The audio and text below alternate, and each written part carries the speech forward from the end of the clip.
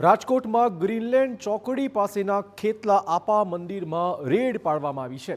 ખેતલા આપા મંદિરમાંથી મળી આવ્યા છે 52 જીવતા સાપ। મંદિરના મહંત મનુ મણિરામ દુધરેજિયાની ધરપકડ પણ કરવામાં આવી હોવાના સમાચાર છે। મહંત દર્શનાર્થીઓને કરાવતો હતો સાપના દર્શન।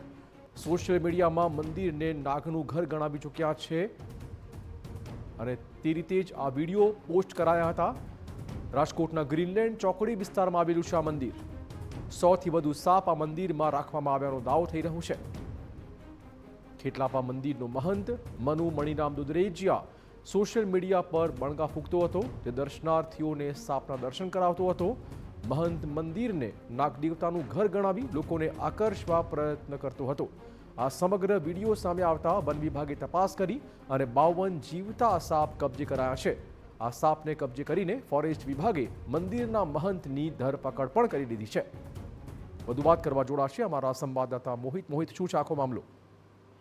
રાજકોટના જે ગ્રીનલેન્ડ ચોકડી વિસ્તારમાં ખેતલા આપા મંદિર આવેલું છે, ત્યાંના મહંત છે તેમના દ્વારા સોશિયલ મીડિયામાં કેટલાક વિડીયો છે તે મૂકવામાં આવ્યા હતા, જેમાં જે 52 જેટલા જીવતા સાપ છે તે મંદિરમાં હોવાનો દાવો છે તે કરવામાં આવ્યો હતો। એટલું જ નહીં, પરંતુ વિડીયોમાં જે મહંત મનુ મણિરામ દુધરેજિયા છે તે આ મંદિર છે તે સાપનું મંદિર છે તેવો દાવો કરતો હતો અને જે મંદિરની અંદર જ સાપના જે જીવતા સાપ છે તે રાખવામાં આવતા હતા, જેને લઈને જે ફોરેસ્ટ વિભાગના ધ્યાને આ વાત છે તે આવી હતી અને ગઈકાલે જે ફોરેસ્ટ વિભાગના અધિકારીઓ છે તેમના દ્વારા જે મંદિરમાં સર્ચ ઓપરેશન છે તે કરવામાં આવ્યું હતું અને 100થી વધુ સાપો છે તે મળી આવ્યા હતા, જેને લઈને જે ફોરેસ્ટ વિભાગ છે તેમના દ્વારા કાયદેસરની કાર્યવાહી છે તે હાથ ધરવામાં આવી છે।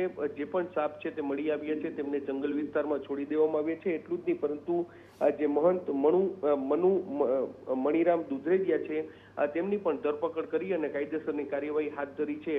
જે ફોરેસ્ટ વિભાગના કાયદા પ્રમાણે કોઈ પણ વન્યજીવ છે તેની કણગડ ન થાય, તેને બાંધીને ન રાખી શકાય તે પ્રકારના નિયમ હોય છે અને ક્યાંક નિયમોનું ઉલ્લંઘન છે તે કરવામાં આવતું હોવાનું સામે આવ્યું છે, જેને લઈને જ આ કાર્યવાહી છે તે હાથ ધરવામાં આવી છે। ધન્યવાદ મોહિત તમામ જાણકારી બદલ। તો વન વિભાગના નિયમોના ઉલ્લંઘન બદલ હાલમાં મંદિરના મહંત સામે પણ કાર્યવાહી